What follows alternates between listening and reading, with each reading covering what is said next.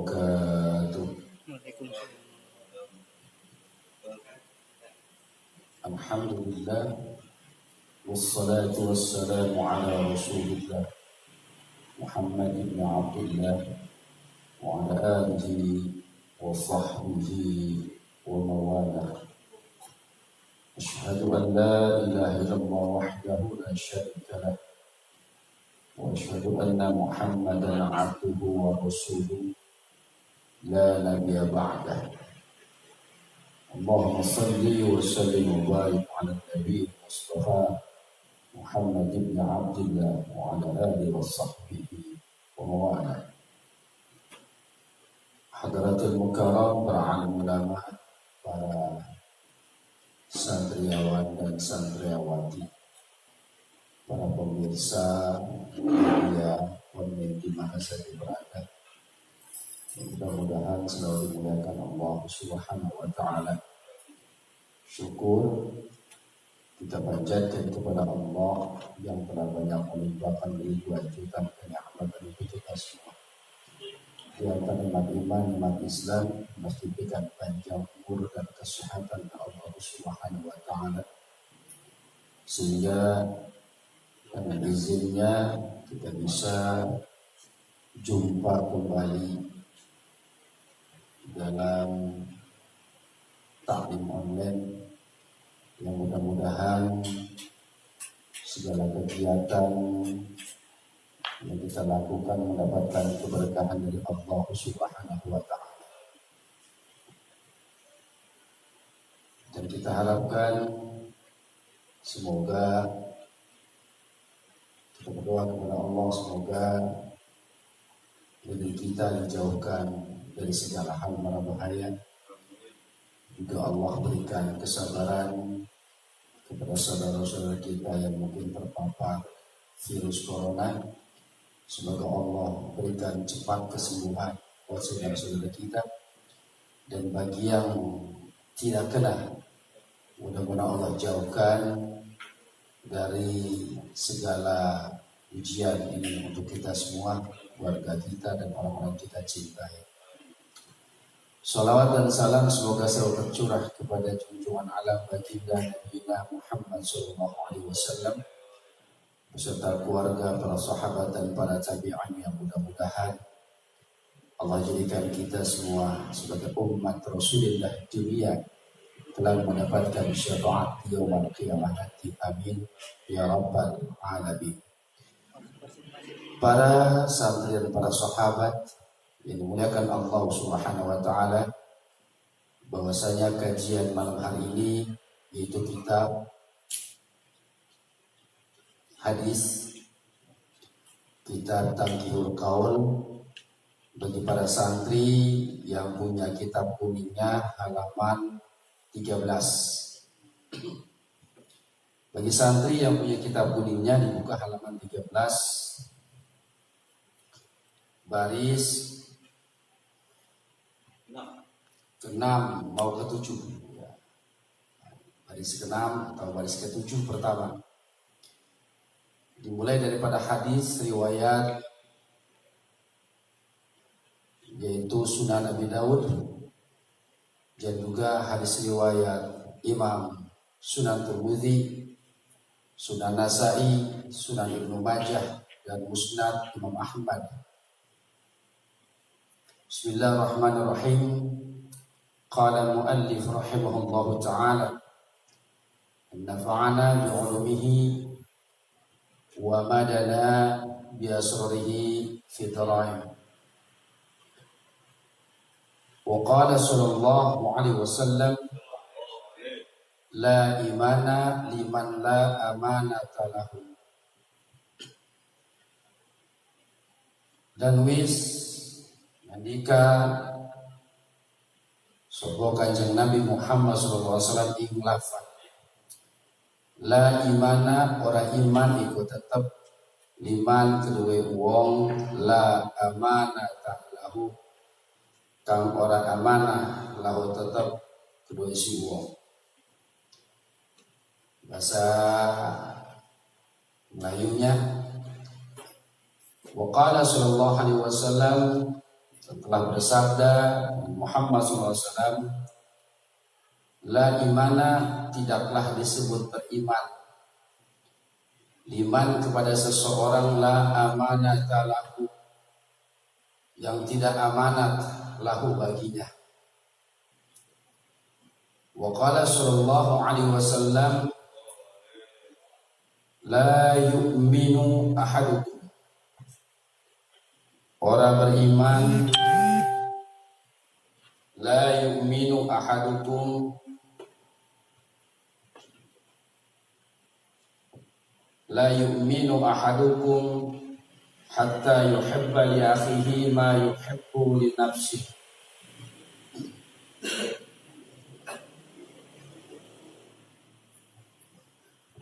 Hadis kedua terdapat dalam yaitu kitab Sahih Bukhari. Hadis yang ke-12 di dalam kitab Al-Iman, juga di dalam kitab Sahih Muslim, hadis nomor ke-64 di dalam kitab Al-Iman atau bab Ad-Dalil.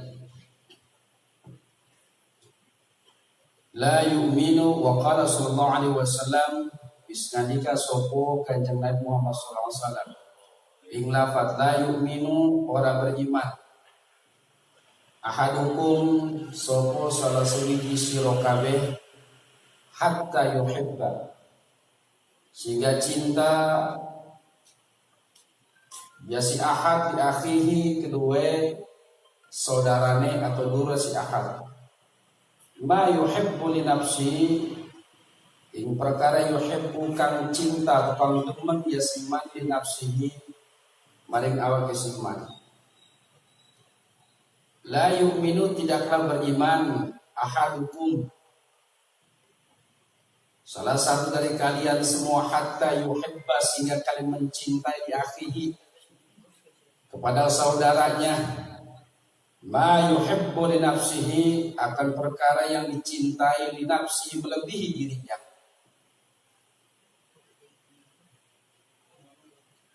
Hadis pertama kembali dalam riwayat Sunan Imam Tirmidzi, la imana liman la amanata lahu, tidaklah disebut iman orang yang tidak amanah. Sulit bagi kita merasa diri kita beriman kepada Allah Subhanahu wa ta'ala apabila diri kita tidak punya sifat amanah. Memangnya amanah itu apa sih? Bisa dipercaya? Apakah modal bisa dipercaya doang atau jujur dan disebut beriman? Belum tentu.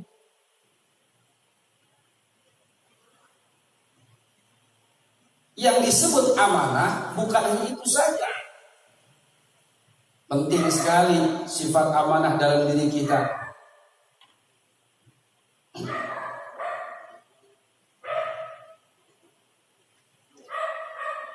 Itu anjing juga itu anjing.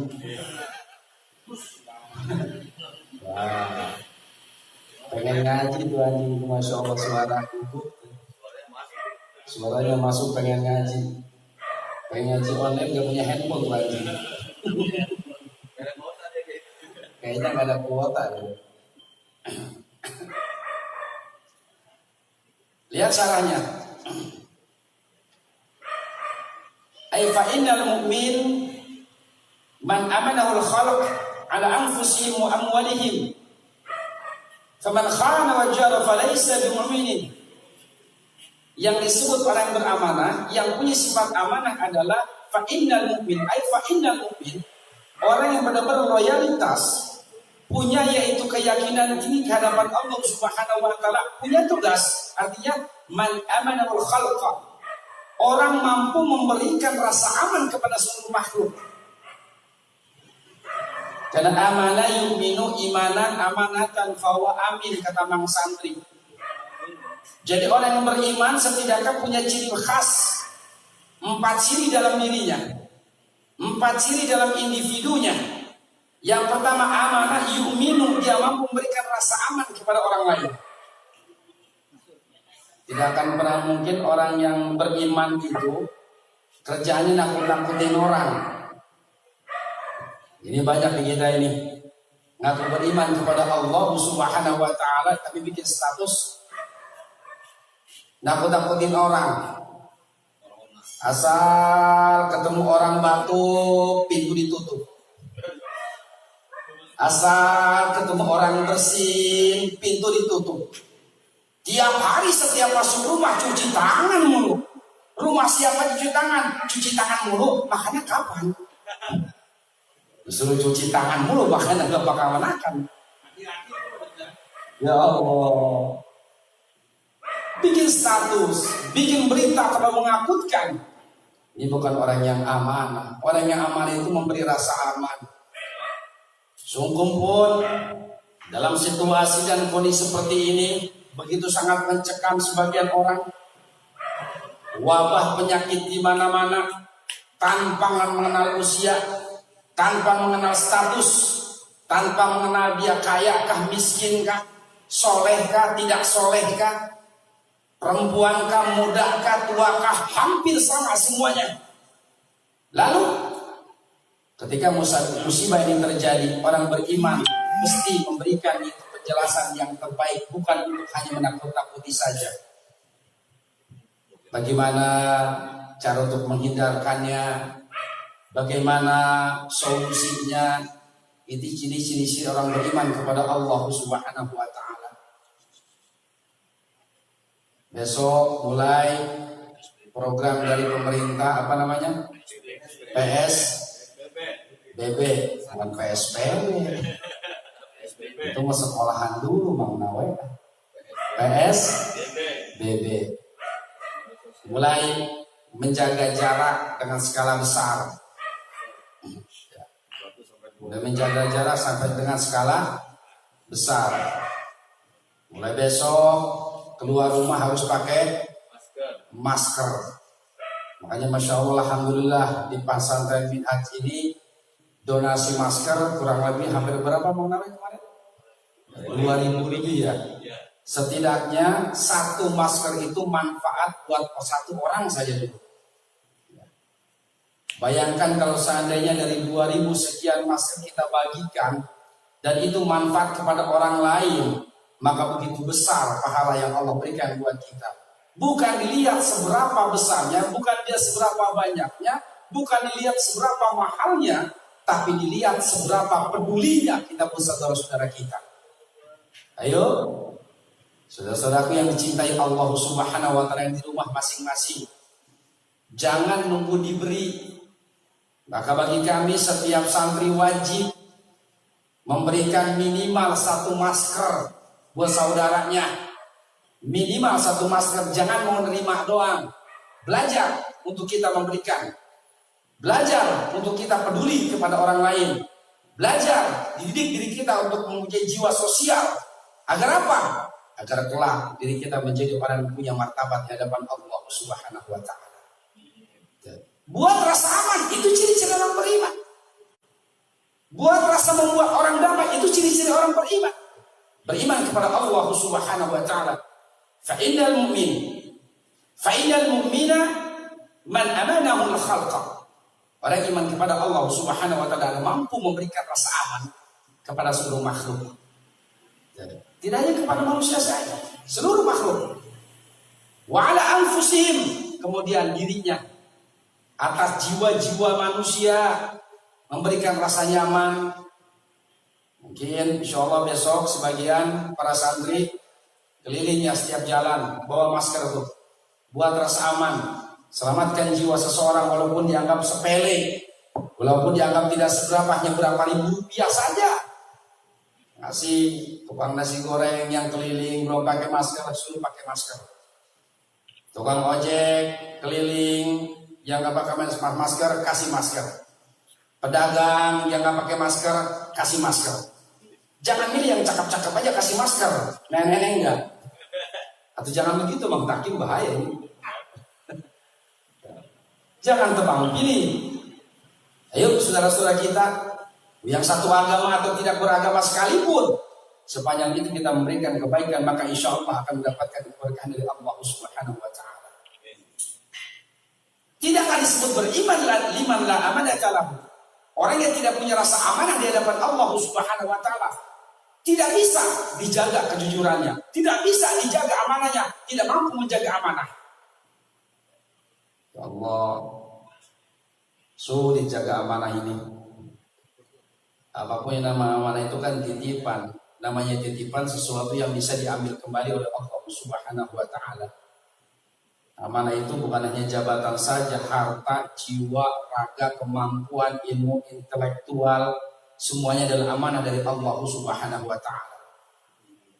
Bagi diri Anda sekalian, wahai saudara-saudara yang punya harta, Anda diberikan amanah oleh Allah Subhanahu wa Ta'ala. Lalu apa yang Anda telah berikan untuk saat ini untuk saudara-saudara kita? Ayo beri. Bagi Anda yang diberikan ilmu oleh Allah Subhanahu wa Ta'ala, maka dituntut atas amanah Anda kepada Allah Subhanahu wa Ta'ala. Apa yang Anda berikan kepada masyarakat, apa yang Anda berikan kepada orang-orang banyak, sehingga dengan amanah ilmu yang Anda miliki mampu memberikan rasa damai kepada orang yang kenal dengan Anda. Ketika Anda diberikan ilmu yang luar biasa oleh Allah Subhanahu wa Ta'ala, maka jadikan itu sebagai nilai atau modal kita untuk tetap istiqomah ibadah kepada Allah Subhanahu wa Ta'ala. Amanah berat, ngomongin amanah kata para kiai mah gak gampang ngomongin amanah. Setidaknya amanah dasar buat diri kita bisa dipercaya. Ini kira-kira ketika virus corona ini musibah atau teguran sudah diulang-ulang. Apa ya? Kira-kira apa ya, Mang? Kenapa? Musibah ya. Ada musibah dan teguran. Kira-kira ada nilai positifnya enggak? Ada banyak nilai positifnya. Berapa banyak orang yang dulu setiap hari nggak pernah cuci tangan, sekarang cuci tangan setiap 5 menit sekali. Tangan paling putih, leher kalah putih itu. Jadi apa? Saking banyak cuci tangan. Masya Allah. Tuh. Apa hikmahnya? Begitu banyak keluarga kita kumpul satu dengan yang lainnya. Yang tidak pernah bercengkrama dengan anak-anak kita, mungkin kesibukan kita. Dari pagi sampai malam, kadang-kadang anak itu masih tidur, kita sudah berangkat kerja. Kita pulang kerja, anak sudah tidur. Bahkan untuk bercakap mencium anak saja kita belum tentu. Bahkan yaitu bicara dengan anak-anak kita saja belum tentu. Masya Allah. Begitu banyak manfaatnya. Kita diajarkan oleh Allah Subhanahu wa Ta'ala untuk mawas diri. Tetapi berapa banyak orang yang takut yang sangat luar biasa, sehingga seolah-olah corona itu adalah malaikat Israel. Seolah-olah malaikatnya itu, corona itu adalah pencabut nyawa secara hakikatnya. La haula wa la quwata illa billah. Cerita mati dimanapun kita mati. Mau di rumah, mau di jalan, mau sedang sehat, mau sedang sakit, mati-mati. Lalu apa? Tetap kita jaga. Kita jaga. Jangan terlalu nekat, Mang Santri. Jangan terlalu nekat. Maaf, corona mah gak kena badan saya, gak mempan saya. Wih, luar biasa. Kata Mang Soleh itu, ayah Allah. Kata Mang Soleh gitu, ayah Allah menghirupkan jeung mawatkan aing. Lain corona, masalahnya kalau lu mati nanti jangan balik orang, itu aja masalahnya. Kalau mati carilah mati yang bermartabat. Kalau mati carilah mati yang dikenang orang baik, bukan mati dikenang orang buruk. Jaga diri kita, jadilah orang amanah di hadapan Allah Subhanahu wa Ta'ala. Hadis selanjutnya, kita lihat Imam Bukhari dan Muslim. Wa qala sallallahu alaihi wasallam, la yu'minu ahadukum hatta yuhibba li akhihi wa yuhibbu li nafsihi. tidaklah disebut beriman kalian, salah satu kalian di mata Allah Subhanahu wa taala, hatta yuhibba li akhihi, sehingga kalian benar-benar mencintai saudara kalian. Ma yuhibbu li nafsihi, seolah-olah Anda mencintai sesuatu yang Anda suka saat ini. Mencintai sesuatu yang benar-benar Anda suka, maka tidak disebut beriman ketika orang tersebut tidak mampu memberikan rasa cinta yang sama kepada saudara. Tuh. Ayo, saya mengajak kembali kepada para saudara-saudara, orang-orang yang saya cintai, sudah apa kita lakukan kebaikan pada satu wabah ini? Apakah hanya ngomel-ngomel saja? Apakah hanya menyalahkan pemerintah saja umpama? Apakah hanya dengan mengeluh saja? Apakah dengan diam saja? Banyak hal yang lebih baik daripada itu. Banyak hal yang lebih baik daripada itu yang bisa kita lakukan. Sebab apa? Bukanlah solusi kalau begitu banyak menyalahkan orang lain. Bukanlah satu solusi ketika kita diam saja. Setidaknya, sungguh Anda tidak berharta, minimal setiap sholat, saat Anda berdoa kepada Allah Subhanahu wa taala, mintalah kepada Allah Subhanahu wa taala setiap sholat Anda. Bisa jadi setiap sujud terakhir, ketika Anda sujud kepada Allah Subhanahu wa taala setiap sholat wajibnya, mohonlah kepada Allah Subhanahu wa taala agar diri kita, saudara kita, keluarga kita, negeri kita diselamatkan oleh Allah Subhanahu wa taala. Lalu keluarkah dari lisan kita setiap kita sholat atau setiap hari kita sholat, memintakan keselamatan kepada Allah untuk negeri kita. Begitu beratnya diri kita untuk mengucapkan kalimat, ya Allah selamatkan bangsa Indonesia, ya Allah selamatkan warga Indonesia, ya Allah selamatkan penduduk negeri kami cintai. Engkau angkat penyakit-penyakit yang ada menerpa di negeri kami, ya Allah. Berikan kesehatan buat negeri kami. Adakah kalimat itu yang keluar dalam lisan kita ketika kita bersujud kepada Allah, ketika kita mengadakan tangan kepada Allah Subhanahu wa taala? Hal yang dianggap sederhana, tetapi itu akan memberikan kebaikan buat diri kita. Wahai saudaraku, jika kau punya harta, lakukan kebaikan dengan harta. Jika kau hanya punya waktu saja tidak berharta, lakukan lisan untuk berdoa kepada Allah Subhanahu wa taala. Insyaallah. Yuk. Mulai besok minggu depan para santri ayo nyemprot lagi. Semprot disinfektan, kemudian bagikan masker ke saudara-saudara kita sampai tetap mengikuti aturan-aturan dari pemerintah.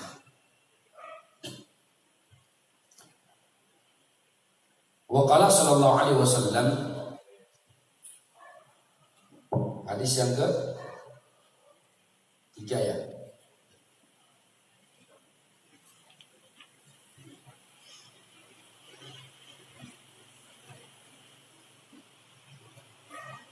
Wa qala sallallahu alaihi wasallam, al-imanu fi sadril mu'min wa la yutimmu al-imanu illa bi tamamil fara'id was sunan ay bi adaihi ma ta'ammun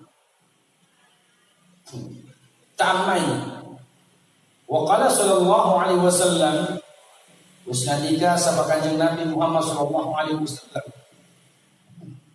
al-imanu utawi iman fi sadril mu'mini ing dalam dadane wong mukmin,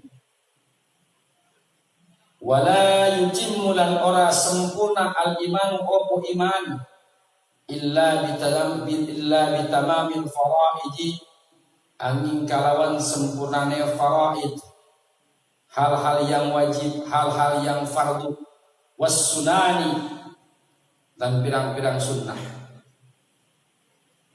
Waqala, kata Nabi sallallahu alaihi wasallam, al-imanu fi sadril mu'mini, Iman itu di dalam dada seorang mukmin.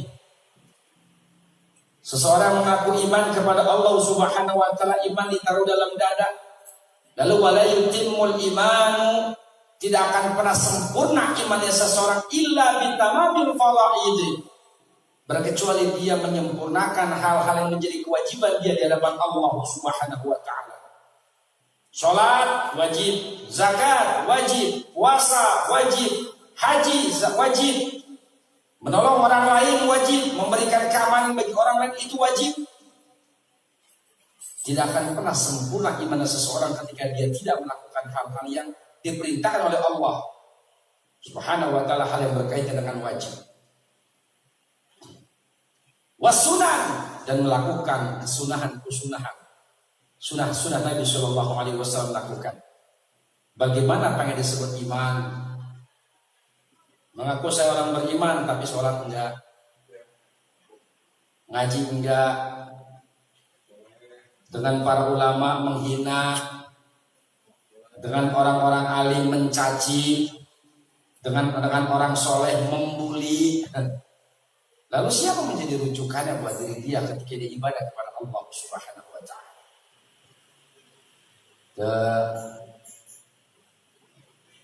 Jangan kita ngaku hanya beriman kepada Allah Subhanahu wa taala. Saya beriman, saya percaya, saya cinta Allah dan cinta Nabi, tapi ukur buat diri kita, sudah seberapa baikkah kita ibadah kepada Allah Subhanahu wa taala. Cuman enggak tahu ya, kira-kira orang santri ada ngaku orang beriman cuman sholatnya seminggu sekali, sholat Jumat doang gitu.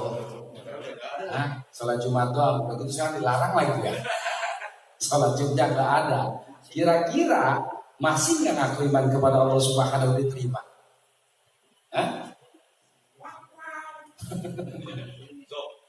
Ya tetap beriman kepada Allah walaupun dalam keadaan berdosa di hadapan Allah Subhanahu wa taala. Tetaplah. Tapi tidak sempurna. Sesuatu yang tidak sempurna itu terkadang tidak mengindahkan. Karena apapun biasanya kita mencari sesuatu yang sangat sempurna. Apapun diri kita kepengennya yang sempurna. Apapun diri kita kepengennya yang perfect. Apapun diri kita keinginan pengen yang istimewa. Semua yang kita cari seperti itu.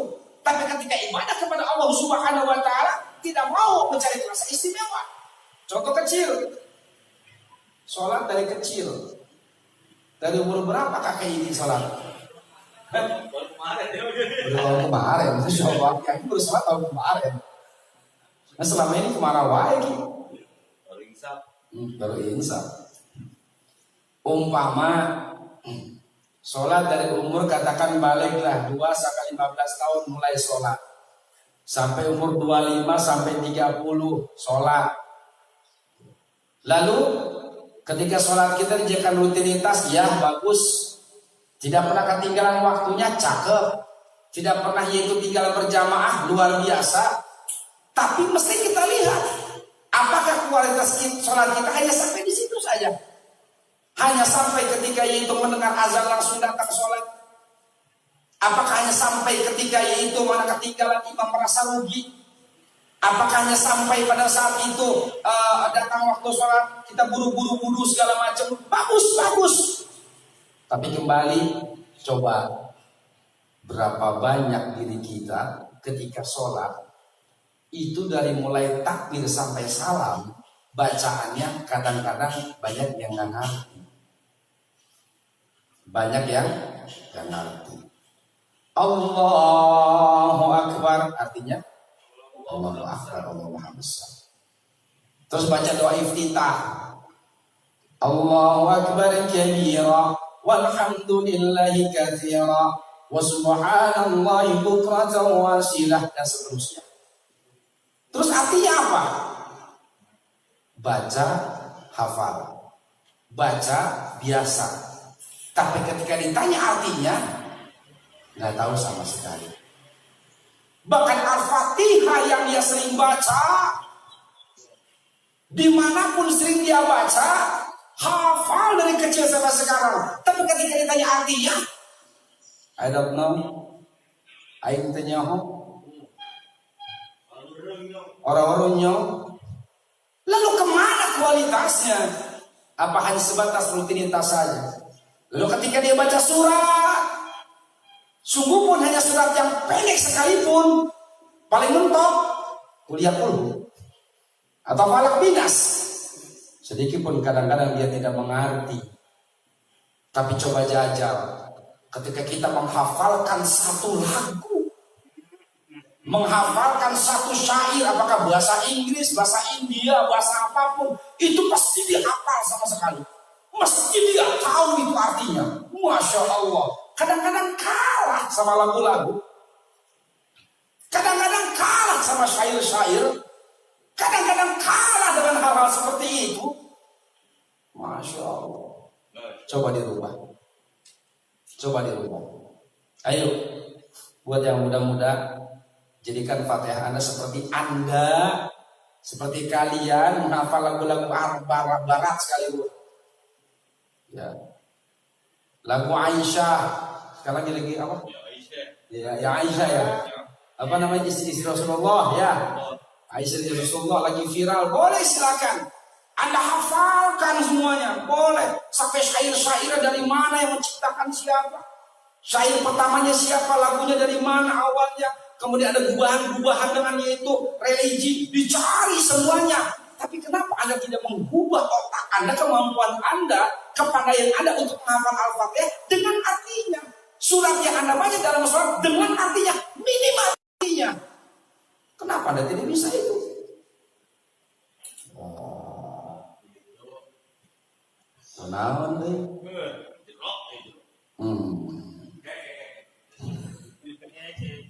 Coba Mamang Santi. Ayo. Kalau lagu mah kayaknya, kalau lagu itu kayaknya indah banget gitu, pengen sempurna. Vokalnya luar biasa, gak pengen salah sama sekali, suaranya gak pengen pitching sekali. Ya seperti sempurna, pengen kedengaran orang lain. Tapi ketika kau baca Fatihah dalam sholat yang ngebut, kira kita kejar setan, ngebut. Dibuat indah, dibuat indah. Allahu Akbar. Bismillahirrahmanirrahim. Alhamdulillahi Rabbil Alamin, Ar-Rahmanir Rahim, Maliki Yawmiddin, Iyyaka na'budu wa iyyaka nasta'in, Ihdinas siratal mustaqim, siratal ladzina an'amta 'alaihim ghairil maghdubi 'alaihim waladdallin.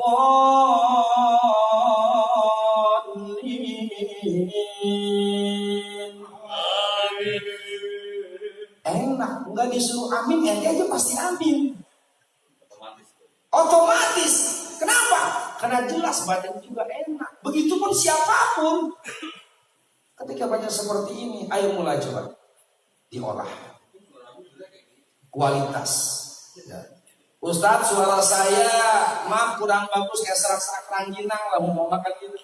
Ya. Setidaknya makhrajnya bagus. Karena kewajiban ketika membaca Al-Quran, bukan suaranya diberi indah terus duluan, tetapi makhrajnya dulu bagusin, tajwidnya rapihin, semua ilmu Qurannya dikuasain, baru menggunakan kalimat lagam-lagam. Silakan, mau lagam bayati, lagam soba, lagam nahawan, lam jiharka, lagam syika, lagam ros, silakan. Kalau dia seorang qori, nggak jadi masalah. Tapi kembali lagi kalau makhrajnya acak-acak, karena dia khawatirnya yang panjang dipendekin, yang pendek dipanjangin. Ini yang bahaya. Saya sering tekankan kepada santri, boleh belajar qori setiap malam Selasa sebelum dilarang, boleh. Sebelum saya ngomong di sebelum dilarang dulu. Ya. Atau sampai ambil agar jadi qori saya itu ada dilarang, bukan dilarang, diberhentikan sementara untuk mendukung program pemerintah. Salah kalau mau dilarang. Atau ngaji mah nggak ada dilarang, atau kan? Cuman kebetulan aja dengan kondisi seperti ini. Jangan suka suudon, husnuzon saja. Sudah itu aja pesan saya. Ya, boleh silakan para santri ngaji qori silakan. Dengan suara indah silakan. Memang benar boleh. Zainu buyutakum atau zainul Qur'ana bi aswatikum, hiasi Al-Qur'an dengan suara-suara kalian. Dia segur. Bagus. Tapi jangan lupa sebelum membaguskan Al-Quran, maka baguskan tajwid-tajwidnya. Bagaimana makharijul hurufnya? Bagaimana perbedaan antara satu huruf dengan huruf yang lainnya? Bagaimana perbedaan antara itu ain dengan a? Bagaimana perbedaan antara ha dengan h kecil, kha dengan do? Berapa banyak? Yang sesuatu yang tidak kolok-kolahin, kolok-kolahin. Ghairil magdubi. Sejak kapan huruf audin ada kolok-kolah? Ya. Dolim. Sejak kapan diganti huruf mim menjadi nun? Boleh silakan. Inilah yang menjadi hal yang ketika seseorang itu tajwidnya belum selesai, kitab-kitab tajwidnya belum bagus, belum khatam, tidak ada gurunya sama sekali, talaki pun belum pernah, murojaah dengan para guru belum pernah, terus belajar qori yang ada rusak. Sebab apa kata Nabi Sallallahu Alaihi Wasallam? Rubba qari'in yaqra'unal Quran wal Quranu yal'anu. Tidak sedikit dan tidak akhir zaman yang membaca Al-Quran, tapi Al-Quran melaknatnya. Kok Quran melaknatnya? Ya karena membaca tidak dengan hukum, tidak dengan ilmunya. Nantinya kalau tidak dengan ilmunya, yang panjang dipendekin, yang pendek dipanjangin, jadinya ngaco. Kalau yang panjang dipendekin, yang pendek dipanjangin, nanti bahaya. Sesuatu yang sudah pada tempatnya, jangan yaitu diacak-acak tempatnya, pasti ngaco. Contoh, qul huwallahu ahad. Ahadnya pendek panjang? Pendek. Coba bagi orang yang lagu-laguan, ngelagu-laguin, tajwid yang gak ada, tajwid yang gak sempurna. Nah biasanya baca Quran itu menurut selera dia, bukan menurut ilmu Quran. Kan repot kalau menurut feeling mah. Ya mau ya. Kalau suara Bang Oya kan dulu waktu apa ya jadi qori, Bang Oya kan suaranya bagus ya. Dulu saya pernah belajar qori sama Bang Soleh dulu itu. A'udzubillahi minasyaitonir rajim. Bismillahirrahmanirrahim.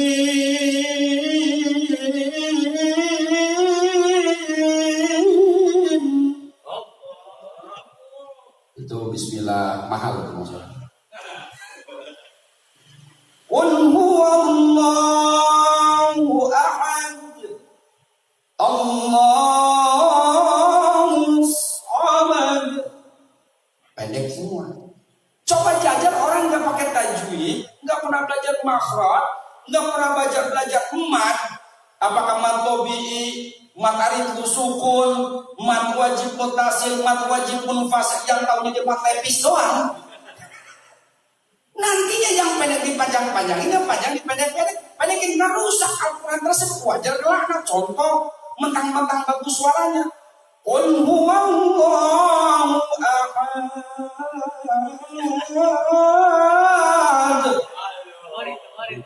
Coba barian sambil yang nggak ngerti hukum, nggak ngerti qori, nggak ngerti tajwid, nggak ngerti Quran, nggak ngerti yaitu makhraj, teriak masih Allah.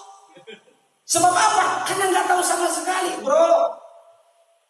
Tukang bengkel tahu sama tukang bengkel lagi. Mobil masuk rusak, begitu keluar itu yang bisa tahu tukang bengkel lagi. Ini mobil udah sempurna apa belum dibetulinnya. Begitupun sama orang yang ilmu tajwid, ya dia tahu dengan ilmu tajwid lagi. Seorang qori tahu dengan qori lagi. Santri nggak bakal tahu qorinya bismillahnya si qori yang satu dengan qori yang lain itu lagamnya lagam apa. Santri nggak tahu, kenapa nggak belajar ilmu lagam. Tapi ketika masing-masing belajar ilmu lagam, oh dia tahu. Bismillahirrahmanirrahim.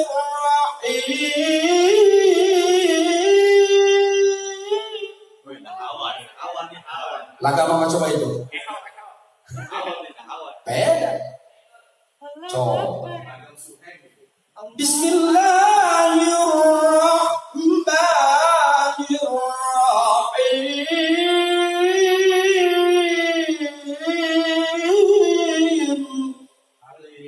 Coba apa itu? Lagu apa? Lagu apa? Bukan lagu Roma, Mas Soleh. Bukan. Bayatnya apa? Suri. Mati suri udah.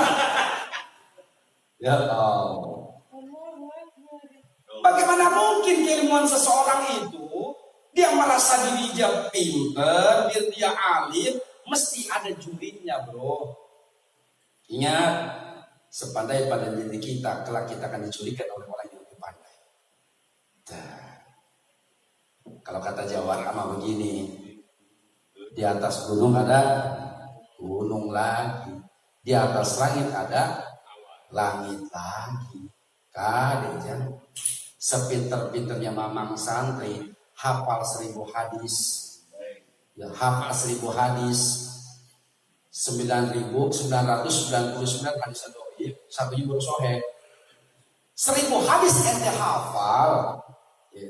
Kemudian ada hafal kitab-kitab segala macam, tapi merasa dirinya itu paling pandai. Ingat dulu ketika saya pasantren itu dari guru-guru banyak. Kadang-kadang di setiap pasantren itu ada yang sangat jenius ngajinya, alfiahnya ketalar.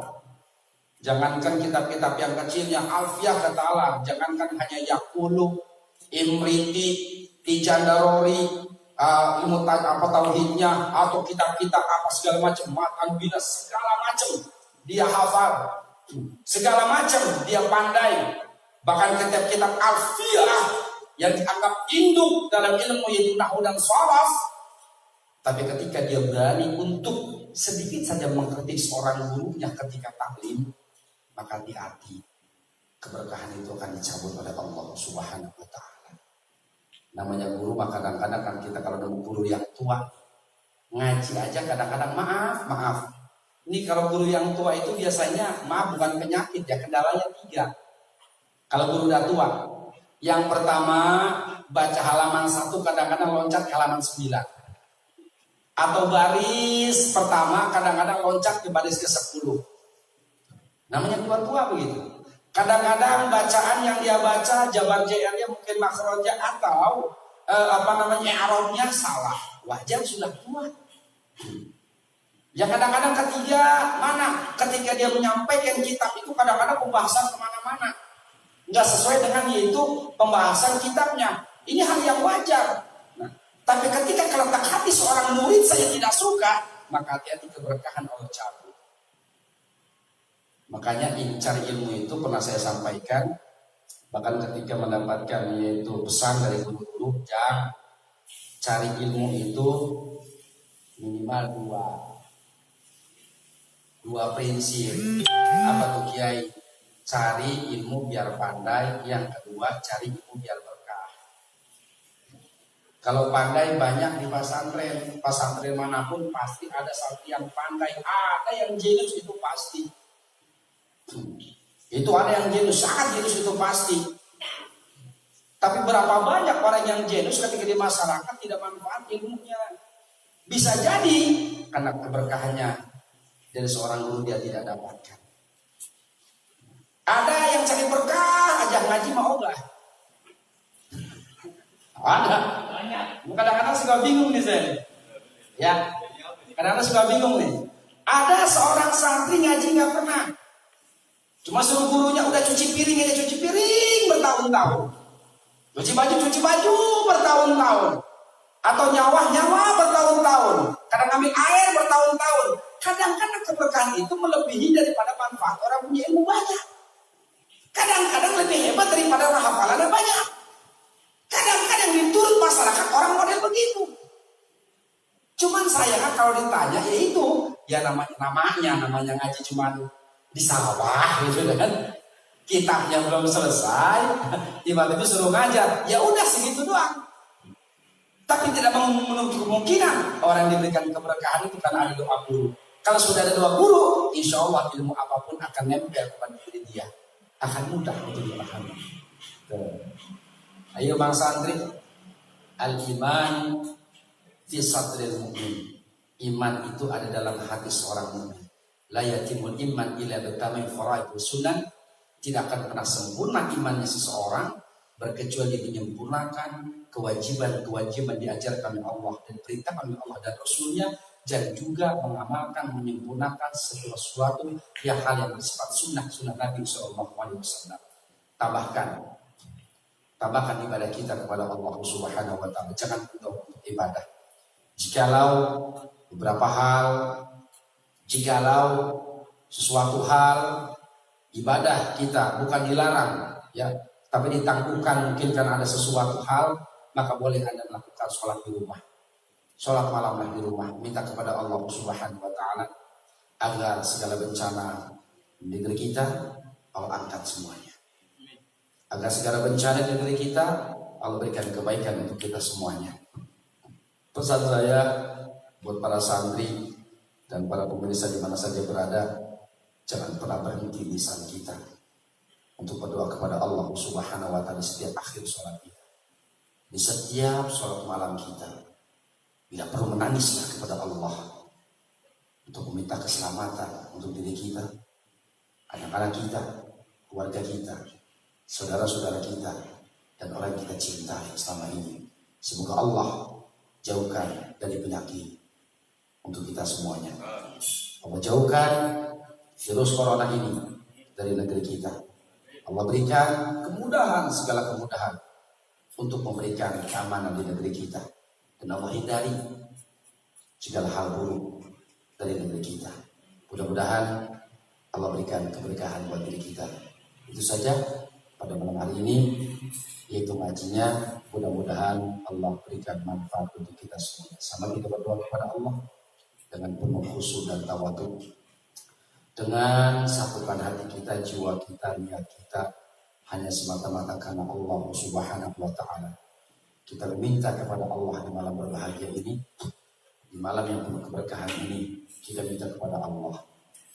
Bisa jadi karena doa-doa diri kita, bisa jadi karena doa-doanya saudara-saudara kita. Allah menjawab segalanya. A'udzu billahi minasyaitonir rajim. Bismillahirrahmanirrahim. Ya dzal jalali wal ikram. Allahumma salli ala sayyidina Muhammadin fil awwalin wal akhirin. وبارك وسلم ورضي الله تعالى عن كل صحابة رسول الله أجمعين. الحمد لله رب العالمين حمدا شاكرا كافي نعمه ويكافي مزيدا.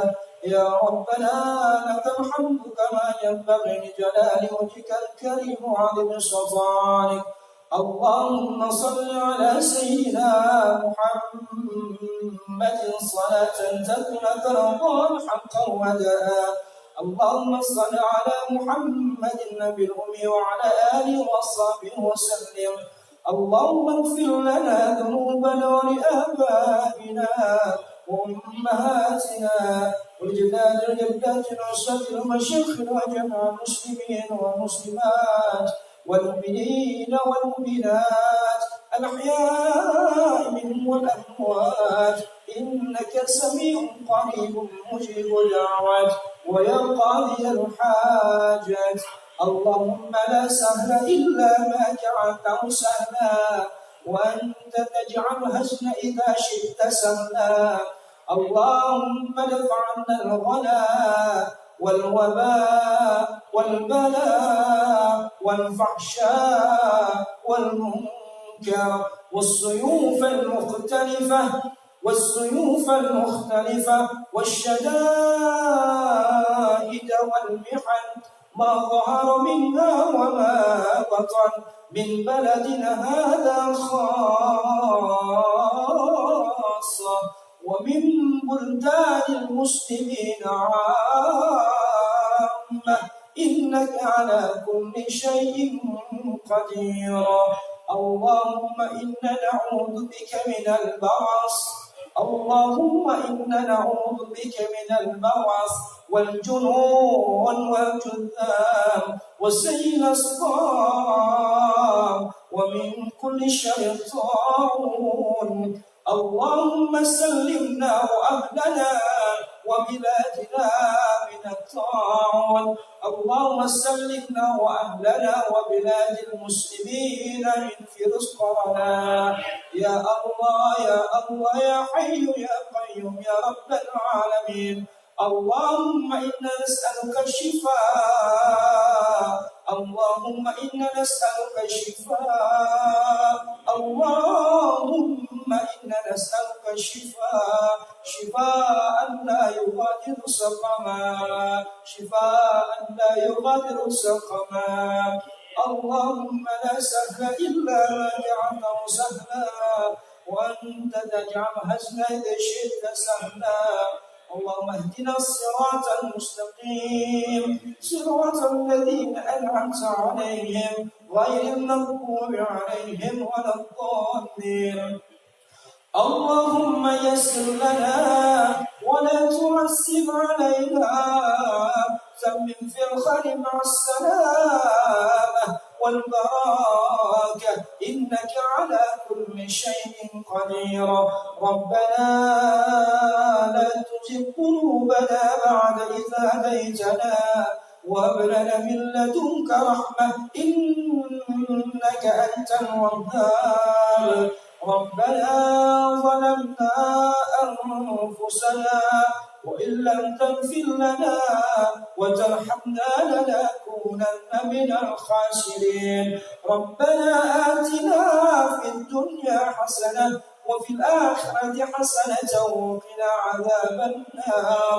وصلى الله على سيدنا محمد النبي الأمي وعلى آله وصحبه وسلم. سبحان ربك رب العزة عما يصفون وسلام على المرسلين والحمد لله رب العالمين. Alhamdulillah, tetaplah jaga diri, tetaplah berkarya, tetaplah memberikan kebaikan kepada orang lain. Assalamualaikum warahmatullahi wabarakatuh.